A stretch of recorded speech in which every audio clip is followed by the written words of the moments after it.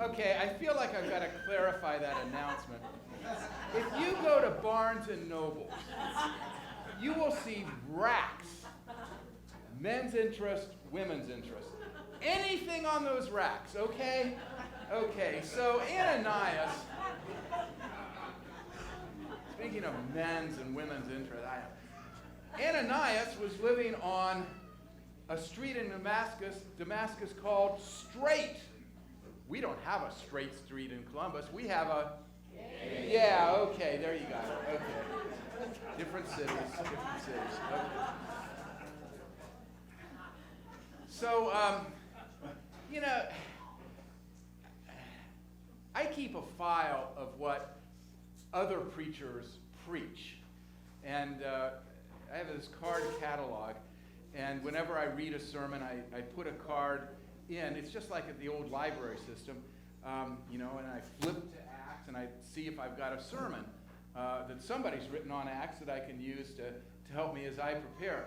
And as famous as this story is on the conversion of Paul, I could only find one sermon. Very few people apparently have preached on this sermon. And I can kind of see why. It's kind of off-putting, isn't it? It kind of gives you a faith inferiority complex. Colleen last week talked about the raising of Tabitha from the dead, and her question was, why doesn't that happen to us? Why don't these great miracles of healing happen to us? Well, it's the same question with this text today. Why don't these great stories of conversion happen to us? Why doesn't God speak to us like God spoke to Paul just now? It was great to hear that voice of God. So many of you were going, where's that coming from? Yeah, Chris is a mime, or ventriloquist. Why doesn't that happen to us? Not many of us can tell a conversion story that dramatic. Why are you Christian? Well, I was brought up that way. Why are you Methodist? I asked Susan that. Susan, why are you Methodist? Well, because I married a Methodist. It's really dramatic stuff, One of my favorite conversion stories is Ben Durfee's. Ben lives on the other side of the parking lot. And Ben's car was towed one Sunday. And he came in trying to find his car. And he liked the reception he got in the office, and he kept coming here. Some people come here because of the sign. I mean, we don't have real dramatic conversion stories.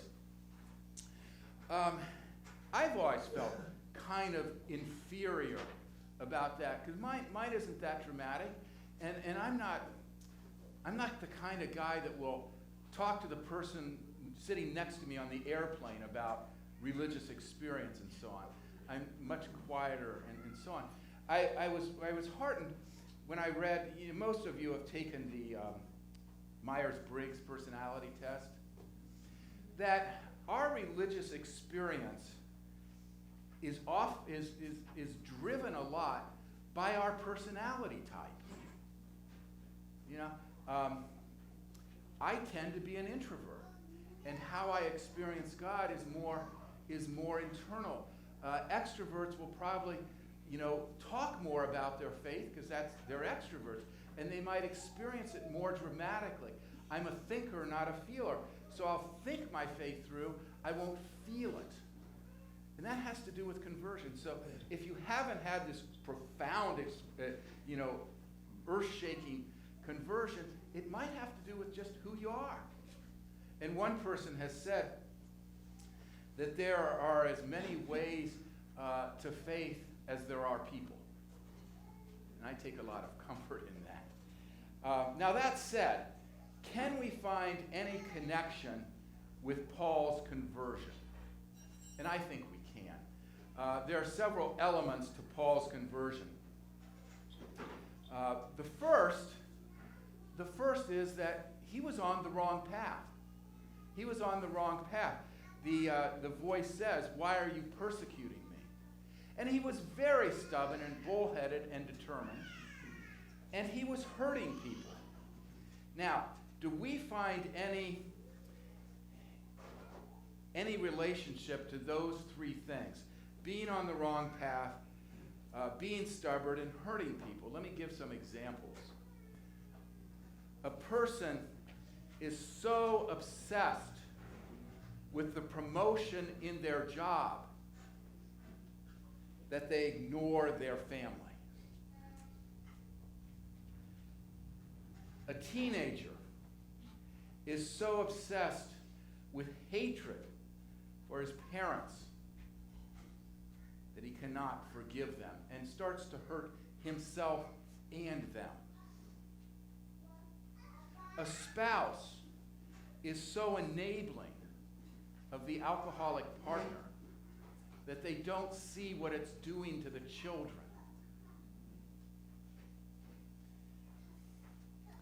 A person is so culturally biased against women or LGBT persons that they cannot promote that person. A sports fan is so obsessed with the team that they are incapable of sporting behavior and take it out on fans in the other team. A politician is so unwilling to compromise that they are incapable of helping other people. A parent is so demanding they can't give their child a break. A lover is so vengeful they can't reconcile with their partner. I think there's a lot where we can identify with Paul. We get on the wrong path. We get stubborn. And we hurt people. Paul was breathing threats and murder against this new Christian sect. And then Paul hears this voice. Why are you persecuting me?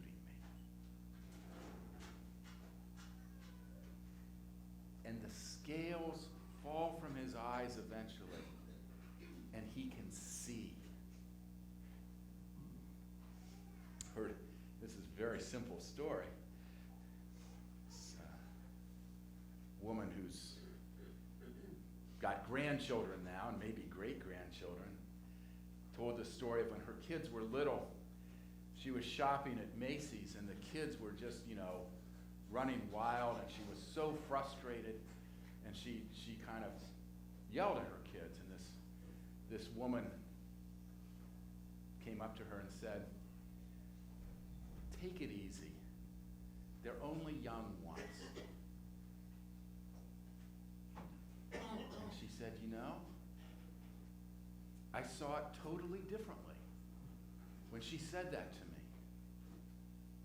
I saw what kind of mother I was and what kind of mother I wanted to be.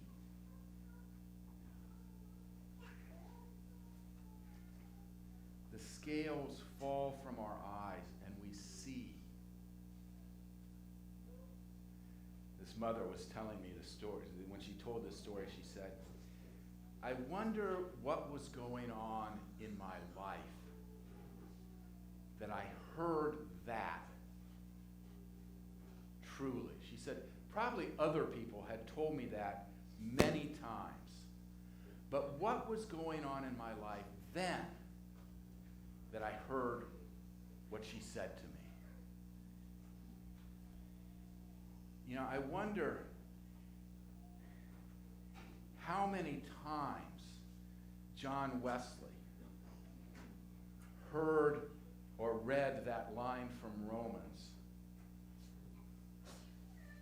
the righteous shall live by faith. But it wasn't until he had been in the ministry many years that he heard it, and the scales fell from his eyes, and he realized the path that he was on and the path he should be on. I wonder how many times Martin Luther read that line and heard that line before he started the Reformation because of that line. I wonder how many times an alcoholic is told, you gotta stop drinking, you gotta stop drinking, before they finally hear it and the scales fall from their eye. What's going on in their life then? What's going on in the life of the angry person? That they finally hear it, your anger is destroying your family.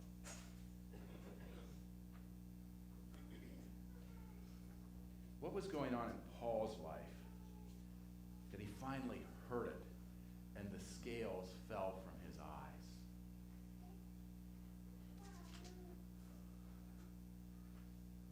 I think, and what's going on in a person's life is usually speculation unless they tell you. I think he was wrestling with perfectionism. Now, none of us wrestle with perfectionism. None of us do. When you piece together his letters, I get the feeling he was trying to be perfect. Obey the law perfectly. Obey God perfectly. And you know, the person who tries to be perfect, absolutely virtuous, always falls short. Always falls short. And the more you try to be perfect, the more you fall short. And the more you start to be dissatisfied with yourself. And the more you start to dislike yourself. And the more you start to see God as this taskmaster. You know, Martin Luther had this perfection problem. And there's at one point in his writings he says, love God. I hated God. The more we try to be perfect, the more we dislike ourselves and the more we hate God. And the more we hate ourselves and the more we hate God, the less we are able to love our neighbor. Love God and love your neighbor as yourself. And if we don't love God and if we don't love ourselves, we can't love our neighbor. Well, we love our neighbor as we love ourselves, and if we hate ourselves, we hate our neighbor. And I think Paul had fallen into that trap of perfectionism. And he was wrestling with what, when I was growing up, was called an identity problem. He was wrestling with a spiritual identity problem, where he was disliking himself and disliking God. And at that moment, the voice said to him, "Why are you persecuting me?" I think he had been wrestling and wrestling and wrestling with his identity over a period of time. When he was there at the stoning of Stephen and the execution of Stephen, Stephen's last words were, "Father, forgive them, they know not what they do." And I think Paul started wrestling with his forgiveness, and would God forgive him? And the scales fell from his eyes, and he realized he was forgiven, and that the God he thought was a perfectionist God was a forgiving God and a loving God. And he was converted from the fear of God to the love of God. It makes a huge difference whether we're serving somebody out of fear or serving somebody out of love. And conversion is always changing from one thing to the other. And Paul was converted from fear of God to love of God. And hatred of neighbor to love of neighbor. And hatred of self to love of self. It's a huge conversion. I have a friend, he's an ophthalmologist, so he's interested in eye things. And he's made a study of this story from Acts, the blindness of Paul. And he believes that what happened on the Damascus Road was a lightning strike, that Paul was struck by lightning. And he says a person struck by lightning will experience almost all of the symptoms that Paul experiences in this passage. The inability to eat and drink for several days because your lips are so burned. The inability to see because your corneas are burned and there is like scar tissue over your eyes and you can't see. Other things, and you hear voices, you hallucinate, and nobody else hears the voices. And all of this is true for Paul. And he says that it doesn't do away with the miracle, it just says God worked through lightning to convert Paul. But again, we're back to, is it that dramatic? Does it have to be that dramatic? I think we experience little lightning strikes throughout our lives. And these little lightning strikes are when the person says something to us and there's something going on in our life. And we hear it and see it for the first time. Why did you stop drinking? Because my granddaughter asked me why I kept falling down. Why did you quit having such a temper?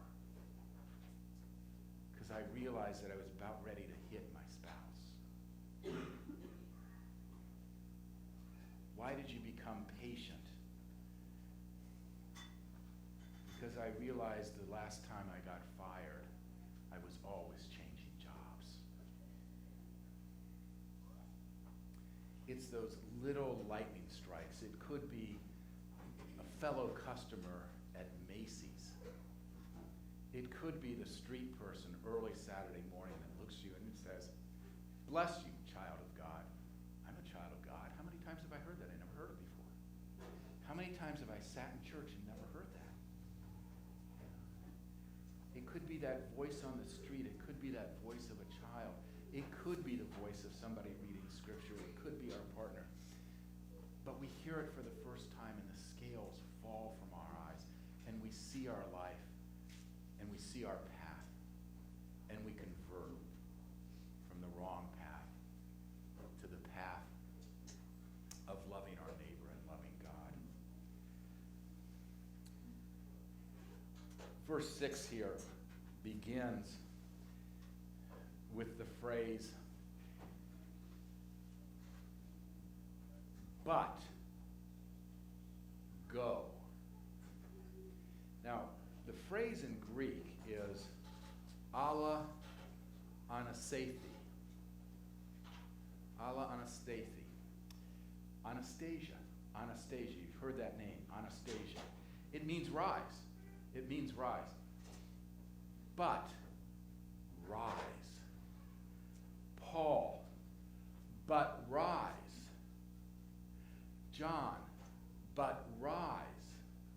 You know, we think we're at a dead end. We think we're on the wrong path and it's over. We think this is where our life ends. This is all our life has. We can't change. We can't convert. We can't become a loving spouse. We can't compromise. We can't open up our minds.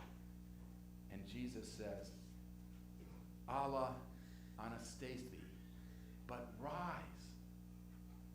What he's saying there is, I'm not done with you yet.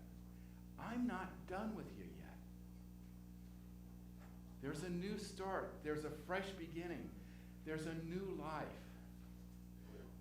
I've got big plans for